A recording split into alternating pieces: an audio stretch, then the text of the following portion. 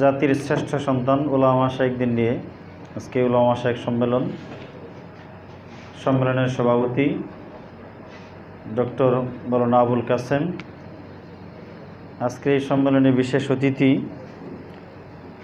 বাংলাদেশ জামাত ইসলামী ময়মনসিংহ জেলার মজলিসে শূরা কর্মবোর্ডের সদস্য, উলামা বিভাগের সভাপতি, বাংলাদেশ মাদ্রাসা শিক্ষক পরিষদের জেলা সভাপতি, বিশিষ্ট আলেম দ্বীন মুক্তাগাছা আব্বাসিয়া কামিল মাদ্রাসার উপাধ্যক্ষ হযরতুল আল্লাম মৌলানা বদরুল আলম হাফিজাহুল্লাহ। আজকের সম্মেলনের বিশেষ অতিথি ভালুকা উপজেলা আমির সাইফুল্লাহ আহমদ ফজলুল হক পাঠান। বিশেষ অতিথি বাংলাদেশ জামাত ইসলামী ময়মনসিংহ জেলার উলামা বিভাগের অন্যতম সদস্য, ময়মনসিংহের একটি শ্রেষ্ঠ প্রাইভেট প্রতিষ্ঠান হুদাইবিয়া রেসিডেন্সিয়াল মডেল মাদ্রাসার অধ্যক্ষ মাওলানা মাহফুজুর রহমান পাঠান। উপস্থিত আমার সামনে জাতির শ্রেষ্ঠ সন্তান উলামায়ে কেরাম, জামাত ইসলামের বিভিন্ন পর্যায়ে নেতৃবৃন্দ, সাংবাদিক বন্ধুগণ সহ সুধীবৃন্দ, সবাইকে আন্তরিক মোবারকবাদ অভিনন্দন জানাচ্ছি। সম্মানিত উলামায়ে কেরাম, আপনাদের সামনে আল্লাহ সুবহানাহু ওয়া তাআলার একটা নির্দেশ পালন করে সংক্ষিপ্ত কয়েকটা বিষয় পেশ করতে চাই।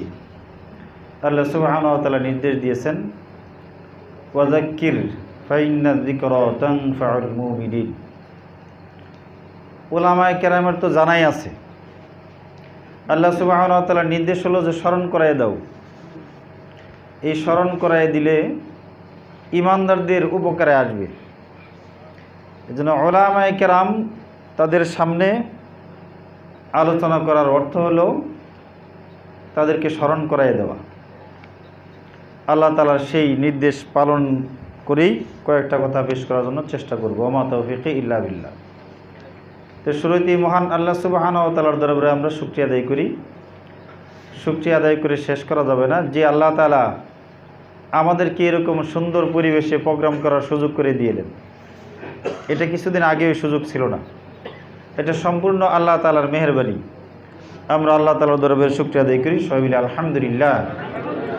রাসূলের প্রতি দরুদ ও সালাম সাল্লাল্লাহু আলাইহি ওয়াসাল্লাম। যাদের রক্তের বিনিময়ে আল্লাহ তাআলা এই পরিবেশটা করে দিলেন, তাদের জন্য আল্লাহ তাআলার দরবারে দোয়া করি, আল্লাহ তাআলা যেন তাদেরকে শহীদ হিসেবে কবুল করেন। যারা এখনও আহত আছেন, আল্লাহ তাআলা যেন তাদেরকে সুস্থ করে দেন, আমিন। সম্মানিত উলামায়ে কেরাম, আল্লাহ সুবহানাহু ওয়া তাআলা উলামায়ে কেরামকে বিশেষ মর্যাদায় ভূষিত করেছেন। আলেমদের বিশেষ মর্যাদার ব্যবস্থা আল্লাহ তাআলা করেছেন। রাসূলুল্লাহ সাল্লাল্লাহু আলাইহি ওয়াসাল্লাম আলেমদের মর্যাদার বর্ণনা দিয়ে বলেছেন, ফাদলুল আলিম আলাল আবিদ কাফাদলিল কামার লাইলাতুল বদরি আলা সাইরিল কাওয়াকিব।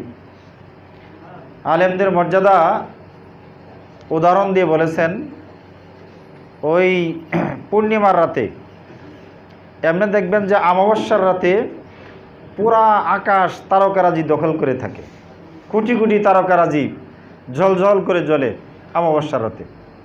কিন্তু যখন পূর্ণিমা রাত আসে, চাঁদ তার পূর্ণ আকৃতি নিয়ে আকাশে আবির্ভাব ঘটে, তখন গোটা আকাশ এক চাঁদই দখল করে রাখে, তার আশেপাশে তারার কোনো অস্তিত্ব থাকে না। আকাশের কিনারা মিটি মিটি কিছু তারকার অস্তিত্ব দেখা যায়। তো রাসূলুল্লাহ সাল্লাল্লাহু আলাইহি ওয়াসাল্লাম বলেছেন, ওই পূর্ণিমার রাতে আকাশে চাঁদের যেরকম লক্ষ কোটি তারকারাজির উপর চাঁদের যেমন মর্যাদা, সাধারণ মানুষ নয়, সাধারণ ইবাদতকারী বান্দাদের উপর আলেমদের তেমন মর্যাদা। সুবহানাল্লাহ। এটা আলেমদের বিশেষ মর্যাদা দেওয়া হয়েছে।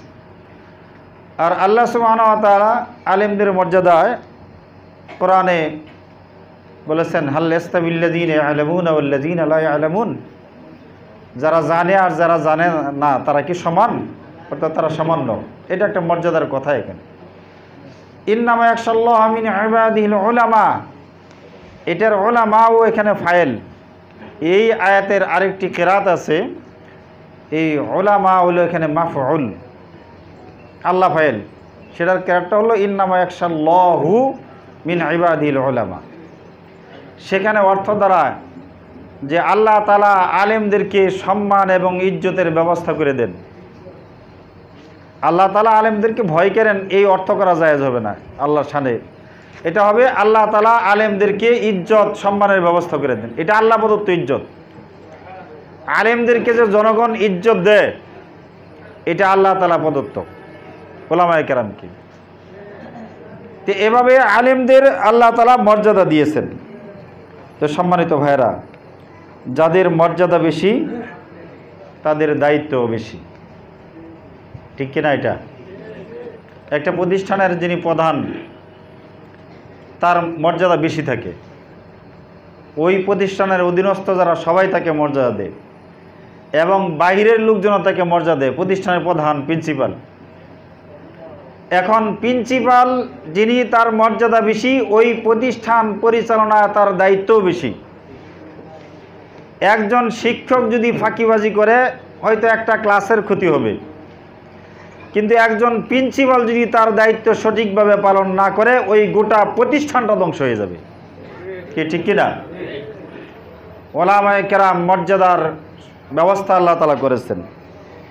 এই উলামায়ে কেরাম যদি তাদের দায়িত্ব পালন না করে ইসলামের 12টা বেজে যায়, ইসলাম ধ্বংস হয়ে যায়, ধ্বংসের পথে চলে যায়।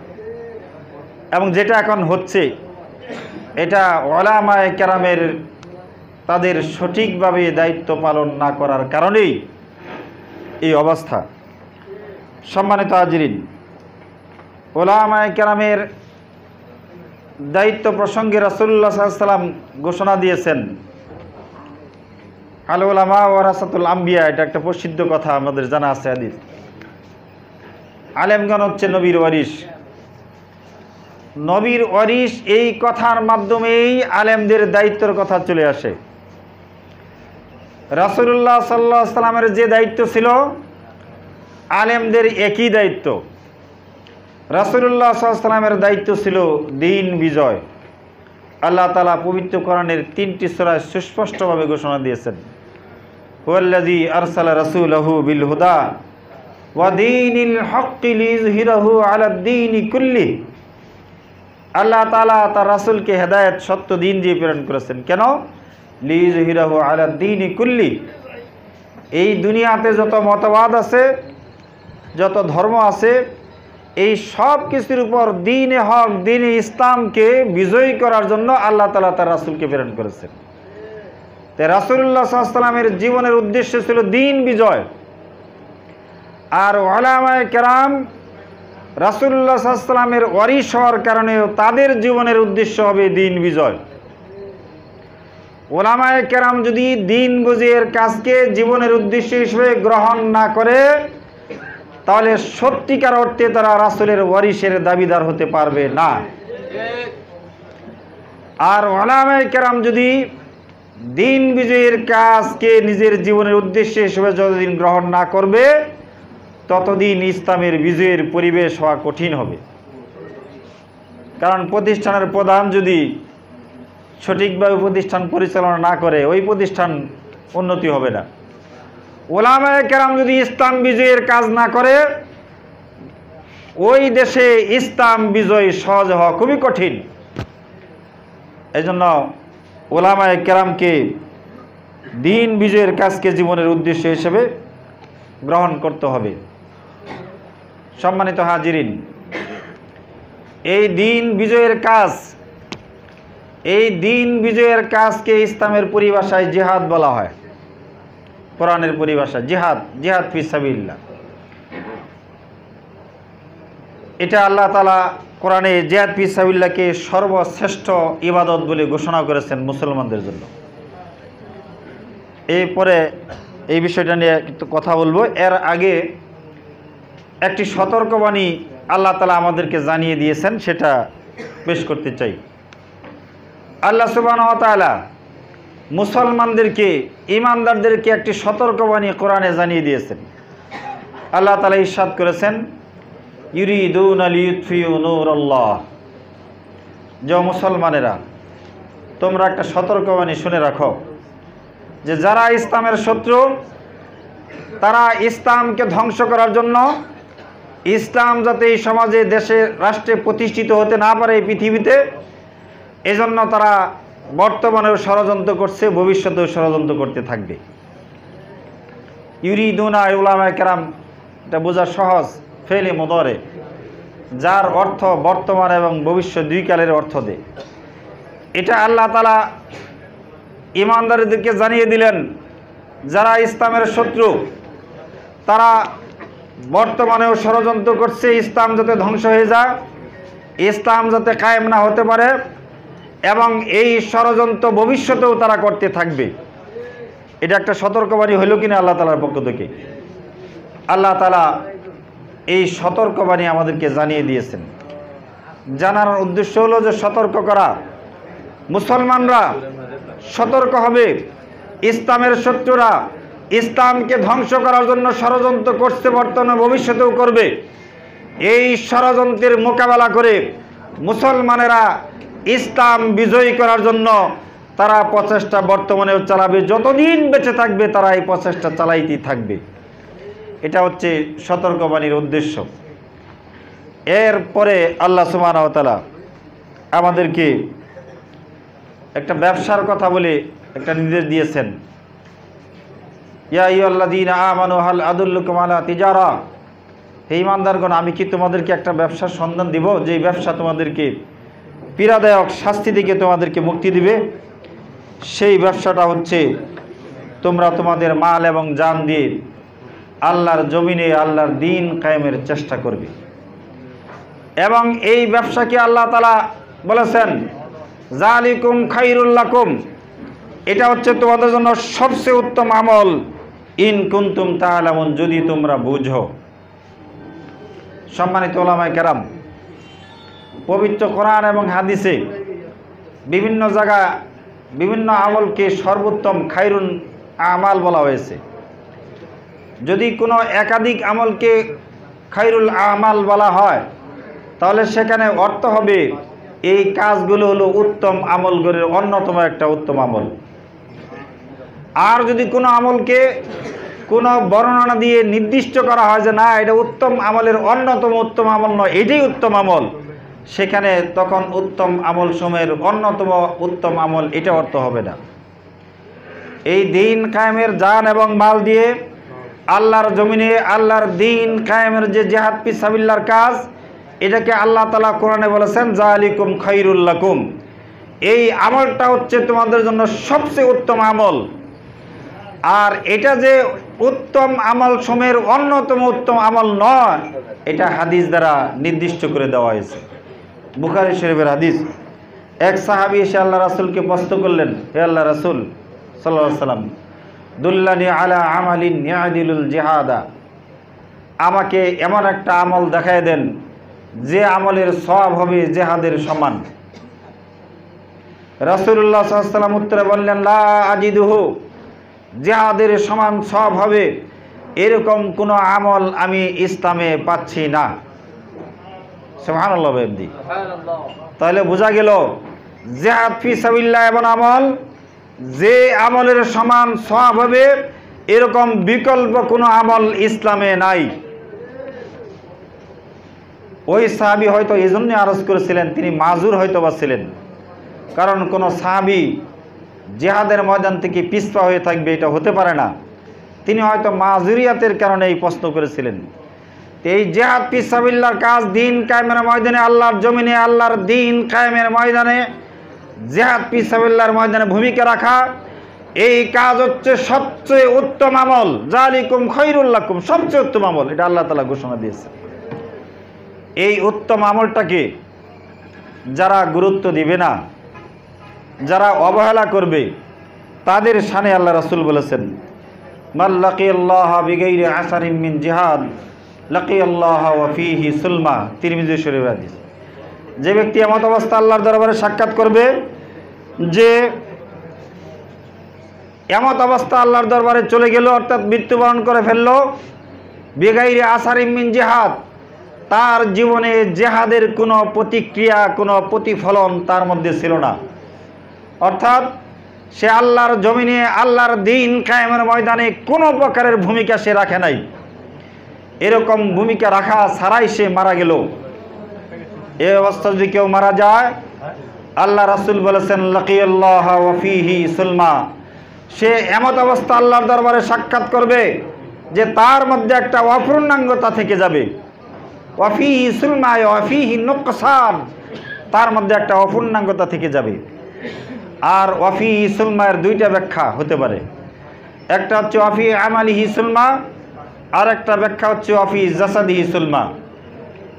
এর অর্থ হলো যারা আল্লাহর জমিনে আল্লাহর দিন কায়েমের ময়দানে ভূমিকা ছাড়াই মৃত্যুবরণ করবে, সে দুনিয়ার যত ইসলামের যত আমলই করুক, আল্লাহর কোরআনে বর্ণিত সবচেয়ে শ্রেষ্ঠ আমলটা না করার কারণে আমলের বিশাল ঘাটতি নিয়ে সে আল্লাহর দরবারে হাজির হবে। এটা একটা ব্যাখ্যা। আর দ্বিতীয় ব্যাখ্যা হচ্ছে যেই আমলটাকে আল্লাহ সুবহানাহু ওয়া তাআলা শ্রেষ্ঠ আমল বলে ঘোষণা করলেন, যেই আমলটাকে রাসূলুল্লাহ সাল্লাল্লাহু আলাইহি ওয়াসাল্লাম হাদিসে বললেন এই আমলের সমান সওয়াব হবে, এরকম বিকল্প কোনো আমল ইসলামে নাই, এই আমলটাকে যে গুরুত্ব দিল না, অবজ্ঞা করলো, অবহেলা করলো, এই আমলকে অবজ্ঞা অবহেলা করার কারণে তাকে কাল কিয়ামতের ময়দানে তার শারীরিক অপূর্ণাঙ্গতা তৈরি করে আল্লাহর দরবারে হাজির করাবে। হয়তো তার নাক কাটা থাকবে, না হয় কান কাটা থাকবে, না হয় হাত ভাঙ্গা থাকবে, না হয় পা ভাঙ্গা থাকবে, এরকম তার দেহের মধ্যে অপূর্ণাঙ্গতা ঘটাইয়া আল্লাহর দরবারে হাজির করা হবে। আল্লাহু আ'লামু বিস-সাওয়াব, সঠিক ব্যাখ্যা কোনটা আল্লাহই ভালো জানেন। সম্মানিত হাজিরিন, এজন্য আলেমগণ নবীর ওরস হওয়ার কারণে আল্লাহর জমিনে আল্লাহর দিন কায়েমের অগ্রণী ভূমিকা পালনের দায়িত্ব হচ্ছে আলেমদের। এই দায়িত্ব যদি আলেমরা পালন না করে তাহলে উলামায়ে কেরাম আল্লাহর কাছে তারা জবাবদিহির সম্মুখীন হতে হবে। সম্মানিত হাজিরিন, এই দায়িত্ব পালন থেকে মানুষ বিরত থাকে দুই কারণে এই পাশ থেকে পিছপা থাকে। একটা কারণ হচ্ছে বাতিলের ভয়, আর আরেকটা কারণ হচ্ছে দুনিয়ার লোভ। এই দুই কারণে বুঝ আসার পরেও এই দিন কায়েমের ময়দানে ভূমিকা থেকে বিরত থাকে। বাতিলের ভয়, যদি আমি আল্লাহর জমিনে আল্লাহর দিন কায়েমের ময়দানে ভূমিকা রাখি তাহলে আমার জেলে যাওয়া লাগতে পারে, আমার চাকরি চলে যেতে পারে, আমার চাকরি চলে যেতে পারে, আহত হওয়া লাগতে পারে, ব্যবসা বাণিজ্যের ক্ষতি হইতে পারে, ঘর ছেড়ে পালায় থাকা লাগতে পারে। এরকম পরিবেশ অতীতে ছিল, সামনেও আসতে পারে কিনা? আসতে পারে।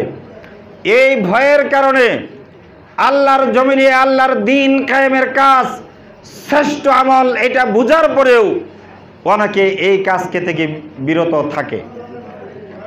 আর দ্বিতীয় কারণ দুনিয়ার লোভ। আমি যদি এই কাজ থেকে পিছপা হইয়া বাতিলের সাথে মিলে থাকি তাহলে আমি দুনিয়ার সুযোগ সুবিধা পাইব। এই দুই কারণে আল্লাহর জমিনে আল্লাহর দিন কায়েমের ময়দান থেকে তারা পিছপা হয়ে থাকে। সম্মানিত হাজিরিন, কিন্তু আল্লাহ সুবহানাহু ওয়া তাআলা যেটা বলেছেন যালিকুম খায়রুল লাকুম, এই আমল হচ্ছে শ্রেষ্ঠ আমল, ইন কুনতুম তা'লামুন, যদি তোমরা বুঝো। যে লোক বুঝে ফেলে দিন কায়েমের কাজ হচ্ছে শ্রেষ্ঠ আমল, দুনিয়ার কোনো শক্তি তাকে ফিরাইতে পারে না। মনে করেন, আমার আলোচনা শেষ করে দেব, সময় আজানের সময় হয়ে গিয়েছে। রাস্তাতে যাচ্ছেন বা আপনি খেতে চাষ করতেছেন, এই বিশাল বড় একটা স্বর্ণের টুকরা পাইলেন, হাঁস করতে যে মাটির নিচে পাইলেন, যেটা 15-20 কেজি ওজনের। এটা আপনি বুঝাবইয়া হাতে করিয়া আপনি রাস্তাতে নিয়ে যাচ্ছেন, একবারে খুব হাতে চিলিক পড়তেছে, ব্যথা করতেছে, কষ্ট হচ্ছে বুঝাবই নিতে, রাগে ফেলে দিবেন যে বিশাল এটা কষ্ট লাগতেছে, এটা আমার কষ্ট লাগতেছে, ফেলে দিবে? ফেলে দিবে না। এটা যতই তার কষ্ট হোক, এই কষ্টের মধ্যে সে আনন্দ পাবে, আনন্দের সাথে কষ্ট হওয়া সত্ত্বেও এটা বোঝা করে সে বহন করে নিয়ে যেতে থাকবে। এবং এটা যদি কেউ রাস্তায় তাকে কেড়ে নিতে চায়, শক্তি থাকতে দিবে? শক্তি থাকতে দিবে না।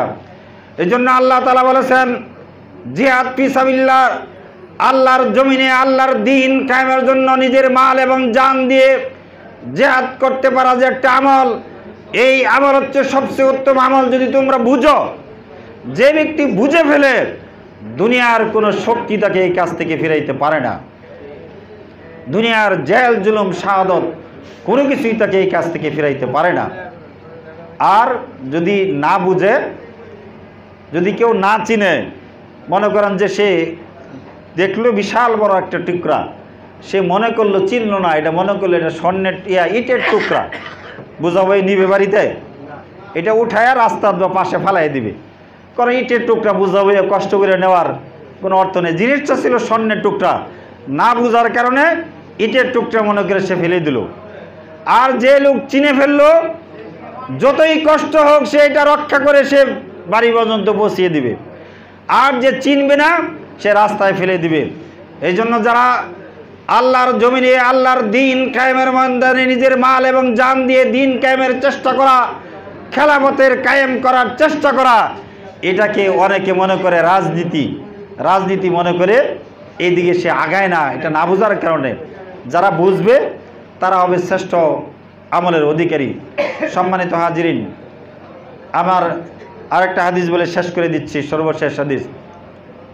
সম্মানিত ওলামায়ে কেরাম, অনেকেই বিভিন্নভাবে জান্নাতে চলে যাবে, কিন্তু জান্নাতের শ্রেষ্ঠ মর্যাদার অধিকারী আল্লাহ রাসূল সাল্লাল্লাহু আলাইহি ওয়াসাল্লাম একদিন হাদিসে বলছিলেন যে ঈমান আমার পরে, নামাজ রোজা হজ যাকাত করার পরে কোনো কারণে যদি কেউ জিহাদ নাও করতে পারে জান্নাতে যাবে। রাসূলুল্লাহ সাল্লাল্লাহু আলাইহি ওয়াসাল্লাম বলছিলেন, আবু হুরায়রা বলছিলেন যে আফালা উবাশশিরুন নাসা, আমি সুসংবাদটা প্রচার করে দিব না মানুষের কাছে? রাসূলুল্লাহ সাল্লাল্লাহু আলাইহি ওয়াসাল্লাম বললেন, প্রকৃত সুসংবাদ হচ্ছে ইন্না ফিল জান্নাতি মিআতা দারাজা, যারা জান্নাতে যাবে এই জান্নাতবাসীদের মধ্যে এক শ্রেণীর জান্নাতি হবে, তাদের জন্য আল্লাহ তাআলা 100 গুণ মর্যাদার জান্নাত তৈরি করে রেখেছেন। আ'আদ্দাহুল্লাহু লিল মুজাহিদিনা ফি সাবিলিল্লাহ, যারা জীবনের ঝুঁকি নিয়ে ভয়ভীতির ঊর্ধ্বে উঠে আল্লাহর জমিনে আল্লাহর দ্বীন কায়েমের জন্য ভূমিকা রেখে মুজাহিদ হিসেবে পেশ করতে পারবে, আল্লাহ তাআলা তাদের জন্য 100 গুণ মর্যাদার জান্নাত তৈরি করে রেখেছেন। আমরা কি সেই 100 গুণ মর্যাদার জান্নাতের অধিকারী হতে চাই? আল্লাহ সুবহানাহু ওয়া তাআলা আমাদের সবাইকে আল্লাহর জমিনে আল্লাহর দ্বীন কায়েমের ময়দানে নিজেদেরকে মুজাহিদ হিসেবে ভূমিকা রেখে 100 গুণ মর্যাদার জান্নাতের মালিক হিসেবে কবুল করুন। আমিন ওয়া আখিরু দাওয়ানা আনিল হামদুলিল্লাহি রাব্বিল আলামিন।